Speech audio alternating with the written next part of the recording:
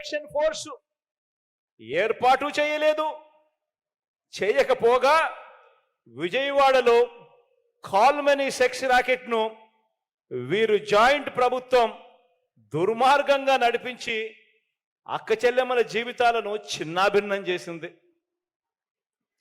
ఆడబిడ్డ పుట్టిన వెంటనే 25,000 రూపాయలు డిపాజిట్ చేస్తా అన్న వీరు, ఆడబిడ్డ పుట్టిన వెంటనే 25,000 రూపాయలు డిపాజిట్ చేస్తామన్న వీరు మీలో ఏ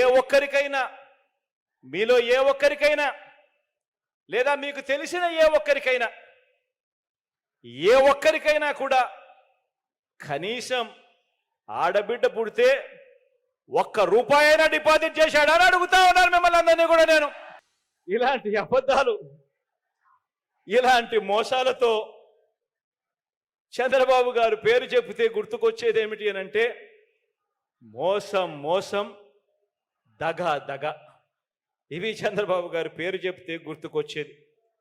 చివరికి మీరు అమ్మవారి పేరును కూడా ఆట వస్తువుల్లో ఉపయోగించుకున్నారు.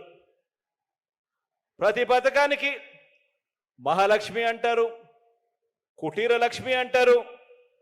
అమ్మవారి పేరు పెట్టి వాగ్దానాలు చేసి మోసం చేసిన వీరు మళ్ళీ ఆ మోసాన్ని కొనసాగిస్తూ ఈరోజు మళ్ళీ మహాశక్తి అని చెప్పి మళ్ళీ మోసానికి తెరదీస్తా ఉన్నారు. కుటీర లక్ష్మి వెళ్ళిపోయింది, మహాలక్ష్మి వెళ్ళిపోయింది. ఇప్పుడు మహాశక్తి అనే పేరుతో మళ్ళీ మోసానికి మళ్ళీ తెరదీస్తా ఉన్నారు. బిడ్డ పుడితే ఇస్తానన్నది ఒక మోసం, బిడ్డ పుడితే ఇస్తానన్నది ఒక మోసం. గర్భిణీ తల్లులకు చేసిన వాగ్దానం ఇంకో మోసం. బడికి వెళ్ళే పిల్లలకు, ఆడపిల్లలకు చేసిన వాగ్దానం మరో మోసం. ఇల్లాలకి ఇస్తానన్న సిలిండర్ల సబ్సిడీ సైతం ఇంకో మోసం. పొదుపు సంఘాల అక్క చెల్లెమ్మలకు చేస్తా అన్న రుణమాఫీ దారుణమైన మోసం.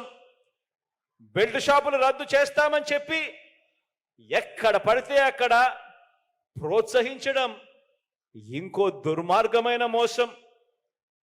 అవ్వలకు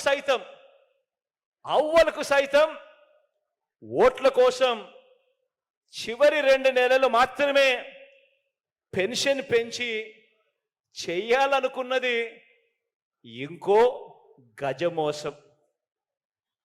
పెన్షన్ కూడా 4 సంవత్సరాల 10 నెలలు ఇచ్చింది 1000. ఎన్నికలకు కేవలం 2 నెలల ముందు మాత్రం అవ్వలను సైతం మోసం చేసేందుకు 2 నెలల ముందు మాత్రమే 2,000 చేసి 2,000 ఇచ్చేశామని చెప్పి ఇవాళ ఎక్కడ పడితే అక్కడ ఊదర కొడతా ఉన్నారు.